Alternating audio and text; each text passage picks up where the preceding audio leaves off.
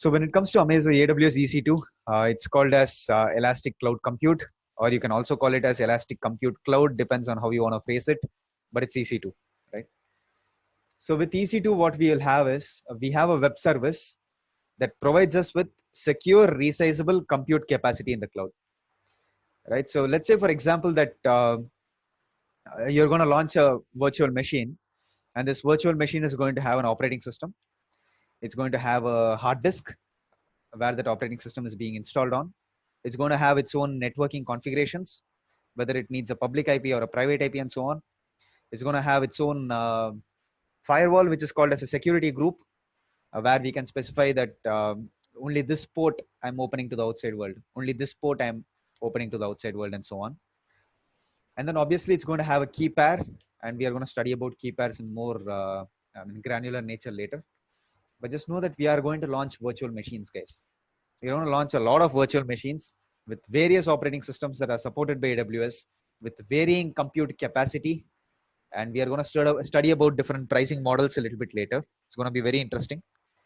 And the main reason why we go for EC2 is because think about a company that is a startup that was there like 15, 20 years before that they wanted to start their own organization and so on.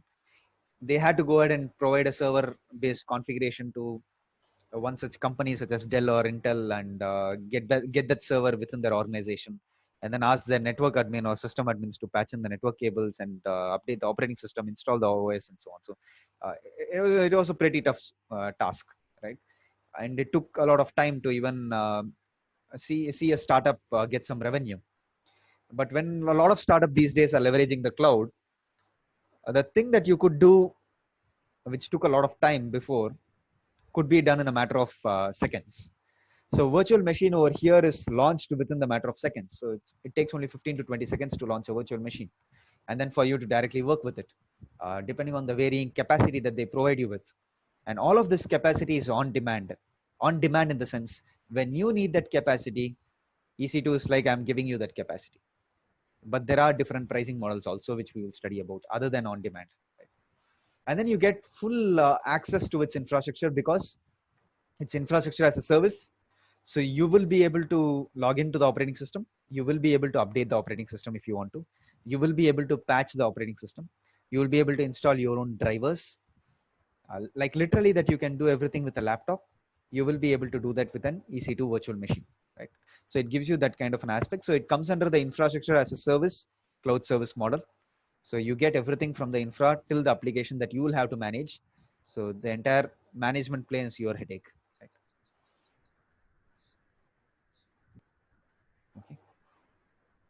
So some of the benefits of EC2 is you get elastic web scale computing. So you can increase and decrease your capacity within minutes.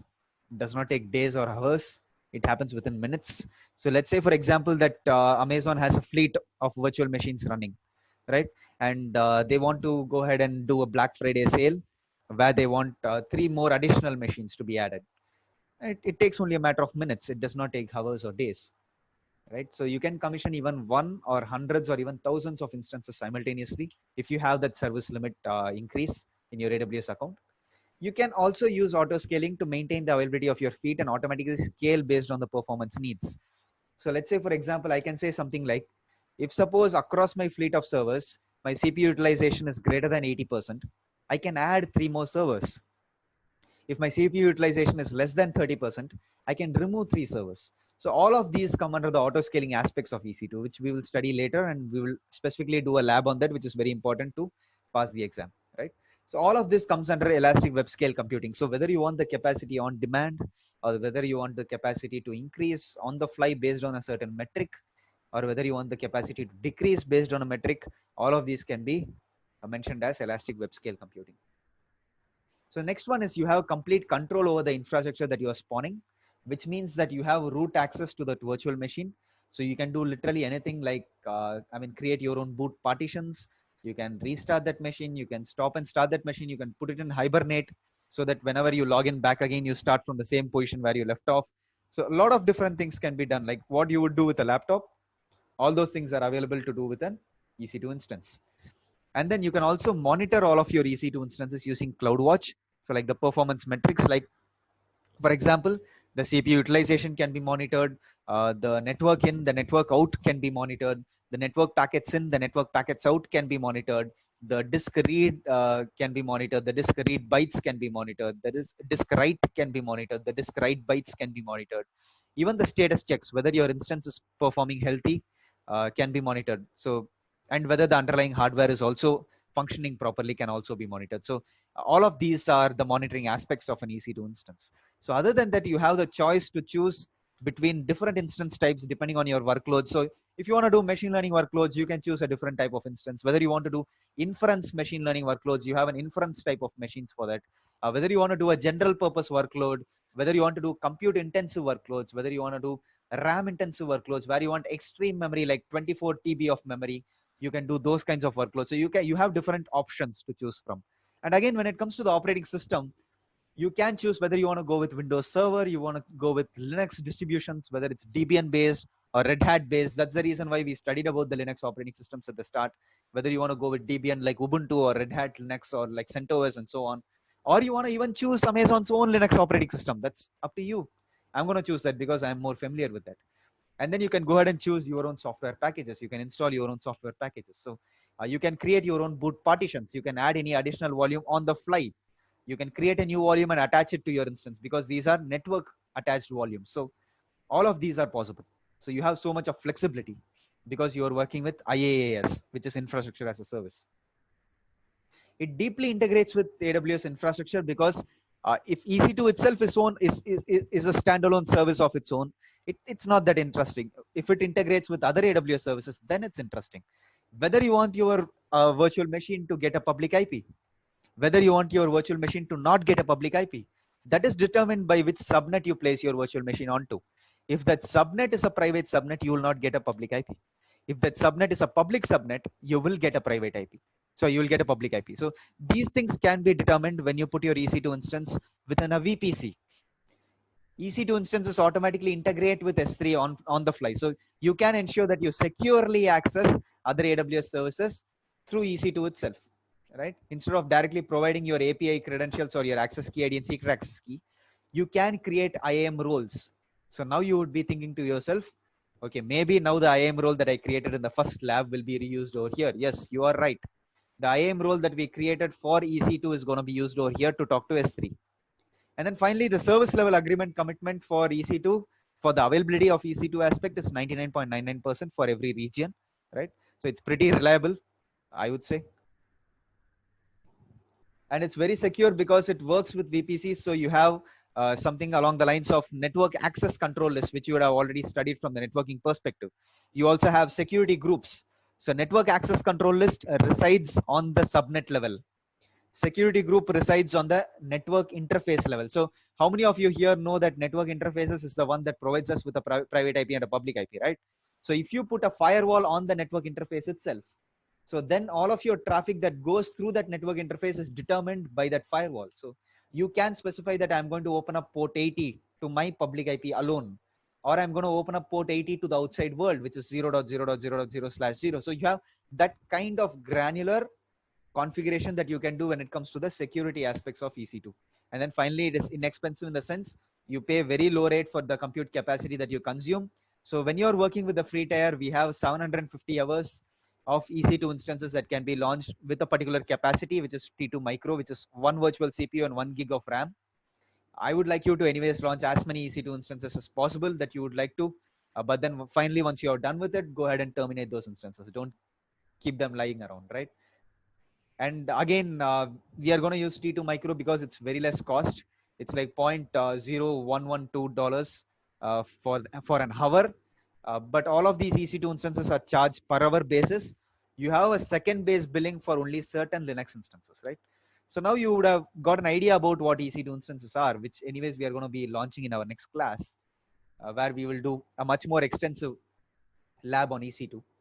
Let's look at the different pricing models that are available for us. So the first pricing model is called as on demand. So this pricing model is used because if at all we want a capacity on demand, because let's say, for example, I want a development environment to be spawned up. I want a test environment to be spawned up. And I want that capacity on demand, which means when I'm asking for that capacity within the matter of minutes, I want that capacity. That is called as on demand capacity. right? So where you're not going for any upfront payments or any long-term commitments like 1 year or 3 year term period, you are going and asking for that instance for that capacity for you to use per hour or per second basis. And then once you're done with it, you are stopping that instance. So for that hour anyways, you're going to be charged, right? So that is called as on-demand instances. But the next one is pretty interesting, where we go with reserved instances. So reserved pricing model is very important because we have to understand our compute workload. So if our workload is going to be running for at least 1 year or 3 year term period, right? If it's going to be running for 1 year or 3 year term period, then I can go with reserved instances because I have a huge discount on the on-demand pricing. I have at least 75% discount on the on-demand pricing when I'm going with a reserved instance. But the catch is I have to commit to a 1 year or 3 year term period. And then there are multiple flavors to a reserved instance. So you have a standard reserved instance where you can't change the capacity on the fly, which means you can't change the operating system, you can't change the size. But when it comes to a convertible reserved instance, you can change the operating system, you can change the compute on the fly in terms of increasing your RAM or your CPU, or even changing to a different instance type. Those things are possible, right? When it comes to a convertible reserved instance, but with the standard, you can't do that.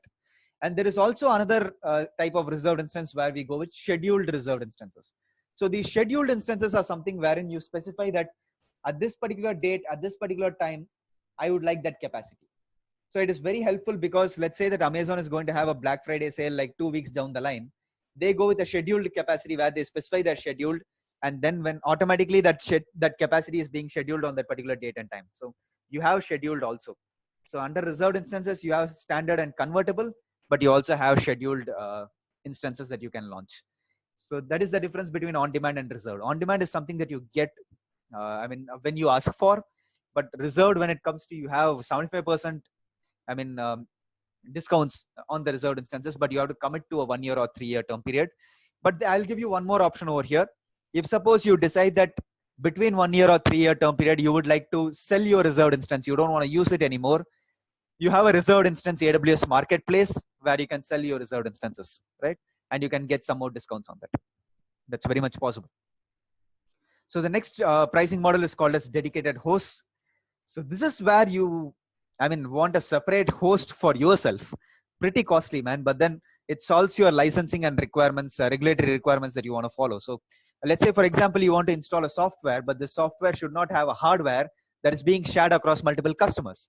You want to host your application on the hardware that is only dedicated for you to use, and it does not share its hardware with anyone else. So you can also purchase a dedicated host, but then it's pretty costly, right? So the next pricing model that we can go for is called as spot instances. Very, very interesting use case. So the spot instance is again the most cheapest pricing model. It's much more cheaper than reserved instances because with reserved you get 75% discount, but with spot you get 90% discount. So there is a lot of unused capacity on AWS, right? And let's say at 3 o'clock in the morning or 4 o'clock in the morning, you want to generate certain reports. You can go with spot instances rather than on-demand instances. The benefit of that is you get 90% discount, obviously. The second thing is, for every availability zone, there is a spot price. For every availability zone, there is a spot price within that region. And that spot price is much, much lower than the on-demand price per hour basis. Now you have to bid for a price. It's like a bidding. So you have to bid for a price. So when you bid for a price and it's greater than the spot price, at that point of time, your instance will be available for you to use.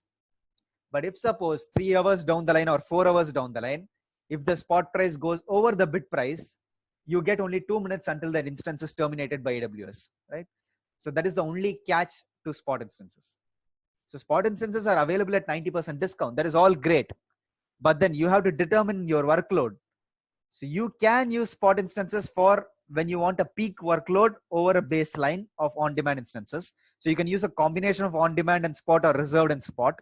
So your baseline workload can be done with on-demand, and whenever the workload increases in terms of CPU utilization, you can spawn spot instances to save your cost. That is there. But then if the spot price goes over the bid price that you bidder at that point of time, automatically your instances will be terminated and you get only 2 minutes to remediate or recover in terms of storing your data to a durable store like S3 and so on, right?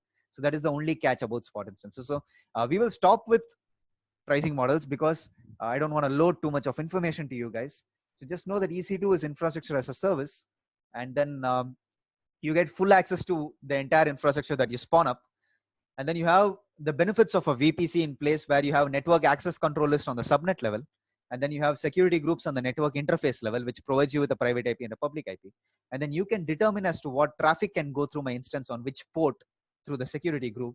I can block IP addresses on the network access control list, which you guys should be familiar about. And then we saw about the pricing models, where we had the first pricing model, which was on demand, where we immediately got our capacity whenever we asked for it. And then you have the reserved, where you committed for a 1 year or 3 year term period. But then you had your, flexible options over there, where you had a convertible reserved instance, where you can change the operating system on the fly, or you can change your compute capacity on the fly. Like I can go from a micro instance to a larger instance, or from a different family, from compute intensive to RAM intensive, and so on. I have standard RI, where what is set in stone is set in stone. So I can't change any of the configuration for 1 year or 3 years. If at all I want to sell my reserved instance, I can sell it on the AWS marketplace, very much possible. And then we saw one more called as dedicated host, where I don't share the hardware with anyone, and I have a compliance or regulatory requirement where I have to install my application only on a host that doesn't share its hardware with anyone. So in those use cases, we can purchase a dedicated host, but it's pretty costly. And then you have the spot instances pricing model, which is very interesting, because there is a spot price that is at that point of time associated with an availability zone. You go for a bid price. If the bid price is greater than the spot price, you get that instance. If the spot price goes over the bid price 3 hours or 4 hours down the line, your instance will be terminated. So if you switch off your AWS console, go back to sleep, come back up again, and then log in and see if your spot instance is there, it may not be there, because AWS terminated those instances because your spot price went above the bid price. It's very much possible.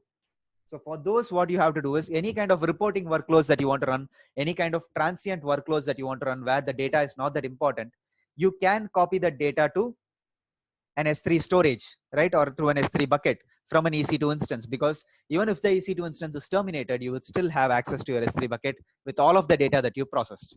So always remember that spot instances can be terminated by AWS, very much possible. And then you can also use spot instances in accordance with on demand, or spot instances in accordance with reserved. So where you have a baseline capacity, where you say that I need minimum of 4 EC2 instances of the on-demand capacity to always be running. And if there are any peak workloads, I can go with spot instances at that point of time. So using on-demand with spot or reserved with spot combination is very much possible in order to save your costs, right? So I'm going to stop with this, so that I'll open up to questions. We will do the labs in the next class for EC2.